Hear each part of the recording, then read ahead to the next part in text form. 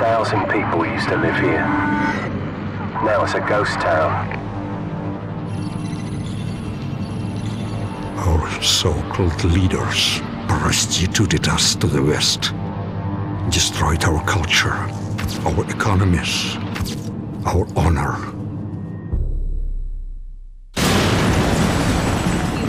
U.S. Marines stationed on high alert were given the order to invade the small Nikolai! Foreman check. The crew is direct carry. Just as they lay waste to our country, we shall lay waste to theirs. You think this will stop the bloodshed?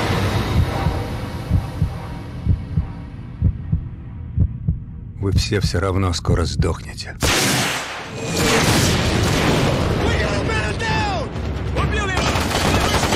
We need to take him alive.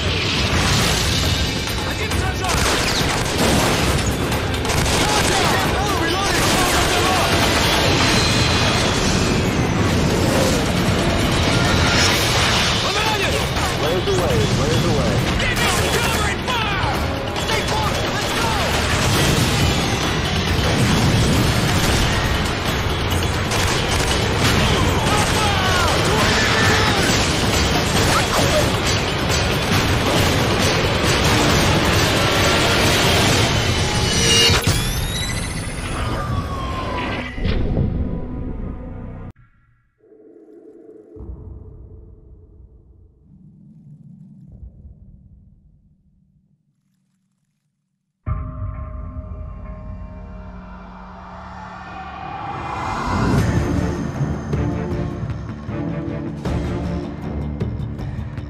It's the FNG, sir. What the hell kind of name is Soap?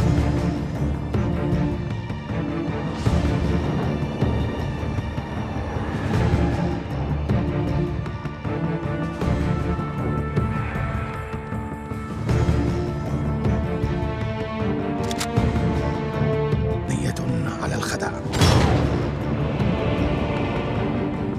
Nikolai's in hell right now. We're gonna walk him out. We take care of our friends.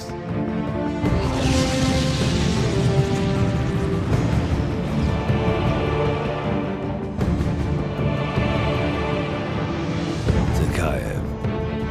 Imran Zakayev.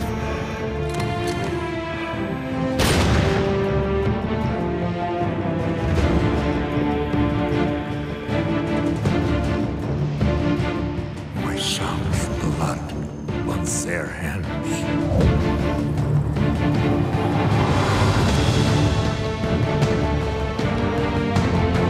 Delta 1 X-ray, we have a missile launch. I repeat, we have a missile.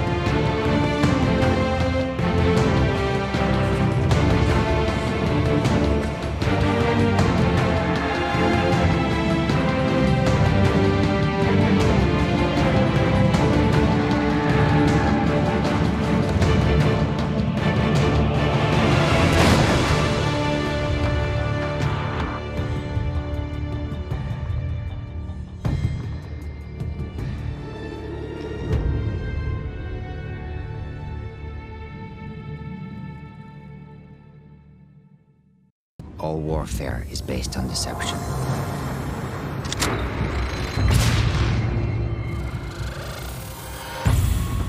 For years, the West's hypocrisy has made the world a battlefield.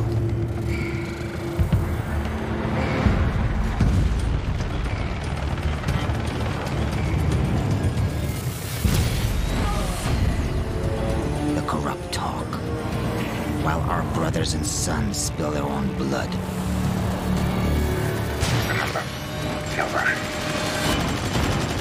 But deceit cuts both ways. Russian authorities claim the attack was orchestrated by an American CIA operative named Joseph Allen.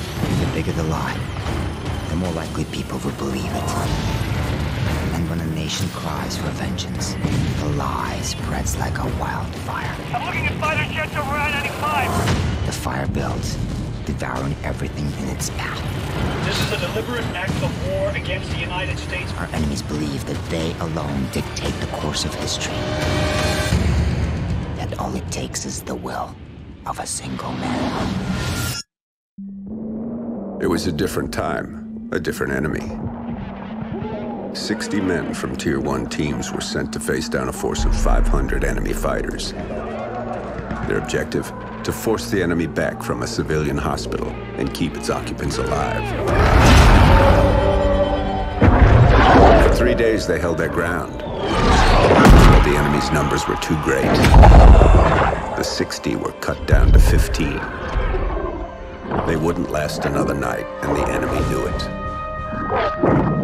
Under the cover of darkness, they evacuated the hospital, sending only one of their own to lead the way. The rest returned to the line and took up positions beneath the bodies of their fallen brothers. As they lay in wait, the blood from the dead poured over them. The sand stuck to their skin like a shroud, changing them, anointing them. When the enemy drew near, the remaining 14 rose out of the desert sand. They were like hunters that couldn't be seen, using stealth their enemies couldn't defend against.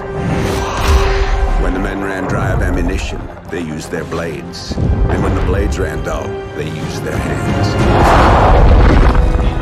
When the dust and sand had settled, only one of the enemy had survived. He was picked up in the desert, wandering aimlessly, traumatized. He expressed warnings to others of a force so menacing and unbeatable, it could only be described as supernatural. He called them ghosts.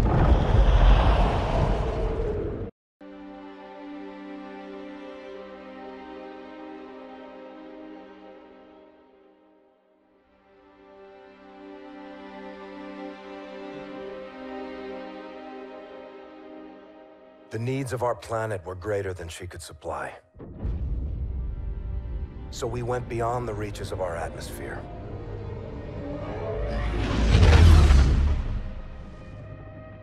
The new frontier offered the promise of a new beginning. But the distance gave way to a movement with no connection to the place we call home. New rules, new ambitions, a new enemy. The Settlement Defense Front built an army and broke away from the Earth with blood and violence. They aren't revolutionaries. They want absolute power. They raid colonies, take resources, and control territories by force. They use their fleet to block us from raw materials we need to survive. Their mission is to erase everything Earthborn. Today, the SDF is a war machine, ruled by its military. If a leader united that force, they would mobilize and try to take our homeland.